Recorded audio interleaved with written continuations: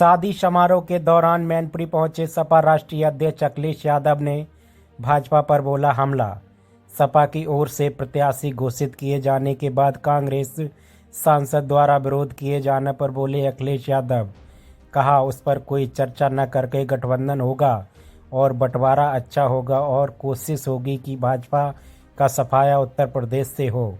हमारे गठबंधन के साथ जो है, चाहे वो कांग्रेस हो या जो हमारे साथ दल है, कोशिश होगी कि उन्हें हम संतुष्ट करें। फर्रुखाबाद और लखीमपुर खीरी सीट पर कांग्रेस के दावे पर बोले अखिलेश यादव। कहा आज उत्तर प्रदेश में भारतीय जनता पार्टी ने जिस तरीके से काम किया है, समीकरण प्रत्याशी अच्छा हो, जो सीट भारतीय जनता पार्टी को हरा देगा उसी प्रत्याशी को टिकट मिल जाएगी।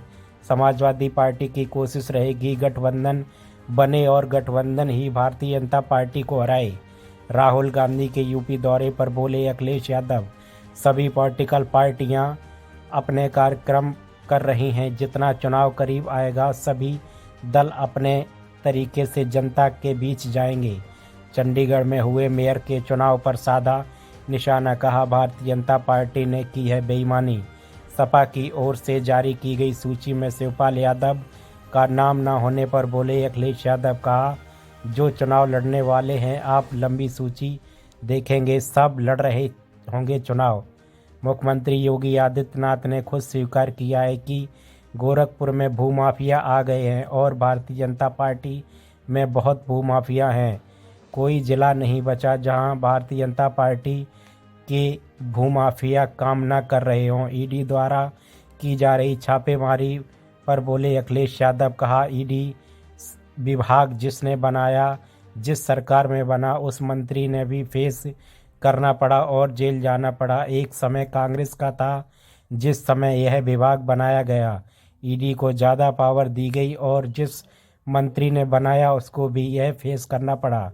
बसपा के बिना पीडीए फॉर्मूले के तहत चुनाव लड़ने पर बोले अखिलेश यादव। बसपा के बिना क्यों? मैंने आपसे कहा कि जो 90% आबादी है जो दुखी है, उस पीड़ित के दलित और आदिवासी है। आधी आबादी और पीड़ित दुखी है। जो जिनके ऊपर बुलडोजर चला उन्हें मार दिया गया, थाने में मार दिया गया, वह लोग नहीं हैं क्या? साथ ये भी पीडीए का हिस्सा है और क्या कुछ बोले अखिलेश यादव। देखें रिपोर्ट। वो बैलेट से वोट डाल रहा है। यूरोप में तमाम जो विकसित देश हैं वो बैलेट से वोट पड़ रहा है वहां पर। आपके देश में बैलेट से वोट क्यों नहीं? ये लड़ाई लंबी है, 2024 के बाद भी चलेगी। और यहां तक कई देशों के कोर्ट्स ने, जो सुप्रीम कोर्ट हैं, जो सबसे प्रीमियर कोर्ट है, उनके सबसे ऊंचे कोर्ट हैं, उन तक ने ये कहा है कि अगर आप ईवीएम से वोटिंग कराते हैं तो वो अनकॉन्स्टिट्यूशनल है। अगर आप जर्मनी का पढ़ेंगे तो जर्मनी में ये कोर्ट ने कहा, उनके सबसे बड़े कोर्ट ने, कि अगर यहाँ पर वोट ईवीएम से पड़ेगा, इलेक्ट्रॉनिक मशीन से पड़ेगा, इसका मतलब ये है कि वो अनकॉन्स्टिट्यूशनल है। तो जर्मनी जैसा देश इस तरह की जो ईवीएम से वोट पड़ने की व्यवस्था उसके खिलाफ है। तो आप क्यों नहीं खिलाफ हैं? ये लड़ाई लंबी है। हमें उम्मीद है कि आने वाले समय में जो भी सरकार बनेगी वो उस दिशा में काम करेगी। अभी हम सबको संकल्प भी लेना चाहिए कि इन्हें ईवीएम से ही हरा करके ईवीएम हटाएंगे। एजेंसियों के दुरुपयोग को किस तरह से देखते हैं? समाजवादी पार्टी देख रही लगातार एजेंसियों के, विपक्ष पे, बड़े बड़े नेताओं पे ईडी द्वारा। मैं अपने पत्रकार साथी का धन्यवाद देना चाहता हूँ। ईडी विभाग जिसने बनाया, जिस सरकार में बना, उस मंत्री को भी फेस करना पड़ा और जेल जाना पड़ा। एक समय कांग्रेस का था, जिस समय ये विभाग बनाया गया, ईडी को ज्यादा पावर दी गई और जिस मंत्री ने बनाया था उस मंत्री को भी वही फेस करना पड़ा। ईडी जैसे विभाग को अमानवीय व्यवहार नहीं करना चाहिए किसी भी सीनियर पॉलिटिकल लीडर के साथ। सबसे बड़ी बात यह है कि 10 लाख करोड़ जो तमाम फरेबी लोग हैं उनके माफ कर दिए गए। लोग पैसा लेकर के विदेश भाग गए, उनके खिलाफ क्या किया है? और अभी तक जो डेटा कहता है, जो आंकड़े कहते हैं सबसे ज्यादा ईडी विभाग का, सीबीआई का, इनकम टैक्स का दुरुपयोग किसी पॉलिटिकल पार्टी ने किया है तो वो भारतीय जनता पार्टी ने किया है। अभी तक जो भी छापे पड़े हैं, जिसको भी बदनाम करने का काम किया, 90% केसेस में केवल विरोधी लोगों के खिलाफ कार्रवाई हुई है। क्या इनके यहाँ मुनाफा कमाने वाले लोग नहीं हैं? याद रखना आप, जो मुनाफा ज्यादा कमाते हैं, जो मुनाफा ज्यादा कमाते हैं वो भी भ्रष्टाचार कर रहे हैं। कोई चीज जो सस्ती है उस पर जानबूझ करके मुनाफा कमाना भी भ्रष्टाचार है। ये भारतीय जनता पार्टी अपने उद्योगपतियों को, अपने सहयोगी लोगों को भ्रष्टाचार की खुली छूट दे रहे हैं। क्या उत्तर प्रदेश में आप कल्पना कर सकते हैं, जब से बीजेपी की सरकार आई है 40,000 करोड़ से ज्यादा गड्ढा मुक्ति में पैसा खर्च किया है। गड्ढा मुक्ति में खर्च हुआ पैसा 40,000 करोड़। क्या कल्पना कर सकते हैं आप बताइए, सरसों के तेल का कारोबार किसके हाथ में चला गया? आज हम और आप रिफाइंड तेल खा रहे हैं, किसके हाथ में है? तो ये तमाम बड़े सवाल हैं जिसका भारतीय जनता पार्टी जवाब नहीं देती। और जो लोग कहते थे निवेश आएगा, हर जगह जमीन पे मीटर डाल करके नापने लगते हैं कि यहाँ पे उद्योग आने वाले हैं, यहाँ कारखाने आने वाले हैं। मैंने सुना है कि एक्सप्रेसवे के किनारे भी एक सपना दिखाया गया यहाँ पर कि उद्योग और कारखाने लगेंगे। और बताइए, आपके देश के नौजवान जो बेरोजगार हैं वो लाइन में लग करके इजराइल जा रहे हैं। इससे ज्यादा शर्मनाक बात सरकार के लिए कोई नहीं हो सकती कि आपके लोग वॉर में जाकर के काम करेंगे, अपने घर परिवार के लोगों को छोड़ करके, अपने माँ बाप को, अपनी पत्नी को, अपनी बहन को छोड़ करके। और कितनी बड़ी रिस्क लेंगे नौकरी के लिए कि वो इजराइल में जाकर के काम करेंगे। क्या ये सरकार जो निवेश का सपना दिखा रही थी, कोई जमीन पे निवेश आया है क्या? अध्यक्ष जी, 94 साल के हो चुके शफीकुर रहमान बर्क को आपने टिकट दी है। मैंने उनसे कहा कि हमारे लिए ओल्ड इज गोल्ड, और जो हमारे पुराने लोग हैं वो भरोसे के लोग हैं, और जब तक वो हैं तब तक वो चुनाव लड़ेंगे। अध्यक्ष जी, कांग्रेस ने ये कहा है कि जिन सीटों को आपने घोषित किया उन पर उनका भी दावा था, आपने हिडन एजेंडा के तहत ये हमारी और कांग्रेस की बातचीत है। ये बातचीत एएनआई और प्रेस की नहीं है। इसलिए हमें और कांग्रेस और जिन दलों से हमारा गठबंधन हो रहा है, हमारी कोशिश होगी कि उन्हें संतुष्ट करें। जिस दल का गठबंधन हो रहा है, क्या वो पीडीए फॉर्मूले के तहत आपके साथ चुनाव में 2024 के चुनाव में लड़ाई में शामिल रहे? पीडीए हमारी एक रणनीति है, इंडिया गठबंधन है, और पीडीए का मतलब यह है कि 90% आबादी की बात कहना, और पीड़ित में हर व्यक्ति आता है, पीड़ित दुखी भी आते हैं। पी फॉर पीड़ित, डी फॉर दुखी। हमारे प्रेस के लोग भी हो सकते हैं, तो वो भी पीडीए के हिस्से हैं। लेकिन सर, पीडीए की रणनीति आपकी अधूरी नहीं लगती बसपा के बिना?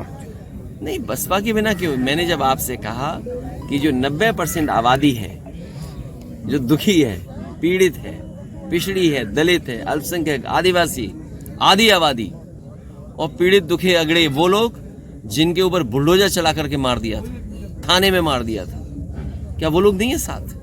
हमारे प्रेस के लोग जो दुखी हैं, ये भी तो हमारे साथ हैं, ये भी तो पीडीए के हिस्सा है। लगातार जो है ना पीडीए को लेकर आप चुनाव मैदान में आए हैं, और अभी दूसरी लिस्ट कब जारी होगी, और मायावती क्या इसमें शामिल हो पाएंगी? दूसरी, तीसरी, चौथी सूची बहुत जल्दी आ जाएगी। लेकिन सर, कांग्रेस का तो विरोध है आपकी सीट पे ही। उन्होंने कहा तमाम सीटें हमसे पूछ के पीडीए। मैंने ये कहा कि जो हमारे गठबंधन के सहयोगी दल हैं, समाजवादी पार्टी की कोशिश होगी उन्हें संतुष्ट करना। कार्यवाहक डीजीपी दिया है उत्तर प्रदेश को, क्या कहेंगे? ये कार्यवाहक कानून व्यवस्था है, इसीलिए जो जीरो टॉलरेंस का नारा देते थे, कानून व्यवस्था जीरो हो गई है। कानून व्यवस्था जीरो है, जो लोग नारा देते जीरो टॉलरेंस, इनका जीरो टॉलरेंस ही जीरो हो गया। आप देखिए, महिलाएं के ऊपर सबसे ज्यादा अपराध है उत्तर प्रदेश का। एनसीआरबी का आंकड़ा देखें हम, तो महिलाएं सबसे ज्यादा पीड़ित हैं, दुखी हैं, और उनके साथ सबसे ज्यादा मुकदमे हुए हैं। और फिर जब से ये सरकार आई है, एनसीआरबी का आंकड़ा निकलवा लीजिए, 1 लाख किसान ने आत्महत्या की है। 1 लाख। क्या आप कल्पना कर सकते हैं कि जब से दिल्ली में बीजेपी की सरकार आई तो 1 लाख किसानों ने आत्महत्या कर ली? ये लोग आय दोगुनी कर रहे थे। किस किसान की आय दोगुनी हो गई? जो मंडी बन रही थी, मंडी आधी अधूरी रोक दी गई। जो सामान किसान खरीदा उसमें जीएसटी कितना ले रही है सरकार? बिजली का बिल कितना महंगा है? किसी अस्पताल में इलाज नहीं मिल रहा, दवाई नहीं है। कह रहे हैं हमारी गारंटी है इलाज की, 80 करोड़ लोगों को गारंटी है। गारंटी इस बात की है कि अस्पताल पहुंच जाओगे, इलाज नहीं मिलेगा, इसकी गारंटी है। अगर अस्पताल चले जाओगे, दवाई नहीं मिलेगी, इसकी गारंटी है। और ये गारंटी की जो घंटी बजा रहे हैं, इन्होंने थाली और वो क्या क्या बजाया था। क्या आपकी अगली लिस्ट में तेज प्रताप यादव का भी नाम होगा? आप चश्मा उतार के देखोगे तो वो भी आ जाएंगे नाम में। के मंत्री जी ने कहा है कि डिम्पल जी इस बार जमानत नहीं वो है तो उधर देखो। एक लास्ट सवाल, एक लाख में तो बताओ। भारतीय जनता पार्टी आजमगढ़ है, रामपुर है, एक लाख सवाल और है। आने वाले समय में वो भी पता लग जाए। सबसे महत्वपूर्ण बात है, जो जो चुनाव लड़ने वाले हैं, आप लंबी सूची देखेंगे, सब लड़ रहे होंगे। फरीदाबाद और खीरी की सीट को लेकर कांग्रेस विरोध कर रही है। देखिए, समाजवादी पार्टी का मानना बिल्कुल साफ है। आज उत्तर प्रदेश में भारतीय जनता पार्टी ने जिस तरीके से काम किया है, समीकरण, प्रत्याशी अच्छा हो, जो सीट भारतीय जनता पार्टी को हरा देगा, जो प्रत्याशी, उसी दल, उसी प्रत्याशी को टिकट मिल जाएगी। समाजवादी पार्टी का कहीं किसी प्रत्याशी को लेकर के, किसी सीट को लेकर के नहीं है, कोई आपत्ति नहीं है। समाजवादी पार्टी की कोशिश रहेगी गठबंधन बने और गठबंधन ही भारतीय जनता पार्टी को हराए। सबसे कौन चुनाव लड़ेगा? इसकी चिंता कोई नहीं करे, कौन कहां से कौन सा प्रत्याशी उतरेगा। ये भारतीय जनता पार्टी का सबसे बड़ा खतरनाक परिवार है। निगाहें तो आपके ऊपर टिकी हुई हैं, निगाहें तो आपके ऊपर टिकी हुई हैं। जनता पार्टी का सबसे खतरनाक परिवार है।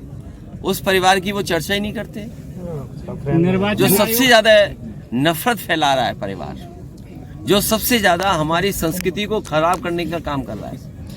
हमारे देश की संस्कृति रही है मिलजुल करके रहने की, मेल मिलाप की संस्कृति है, भाईचारे की संस्कृति है। हमारा समाज एक गुलदस्ते की तरह है। उस समाज को सबसे ज्यादा बांटने का काम भारतीय जनता पार्टी का परिवार कर रहा है। निगाहें केवल आपके ऊपर टिकी हुई हैं। ये कोई नई बात नहीं, आत्मदाह की। अधिकारी लूट रहे हैं। अभी बड़ा अच्छा लगा कि मुख्यमंत्री जी ने ये स्वीकार किया कि गोरखपुर में बहुत भूमाफिया आ गए हैं। अगर आपने अखबार ध्यान से पढ़ा होगा तो आपने पढ़ा होगा कि मुख्यमंत्री जी खुद स्वीकार कर रहे हैं कि गोरखपुर में भूमाफिया आ गए हैं। तो जो भूमाफिया हैं, भारतीय जनता पार्टी में बहुत पनप रहे हैं।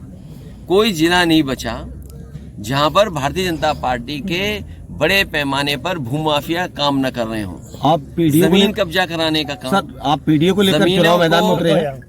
विभागों से किस तरीके से छीना जाए, कानून के माध्यम से उसका दुरुपयोग कैसे किया जाए। भारतीय जनता पार्टी सबसे बड़ी भूमाफिया पार्टी बन गई है।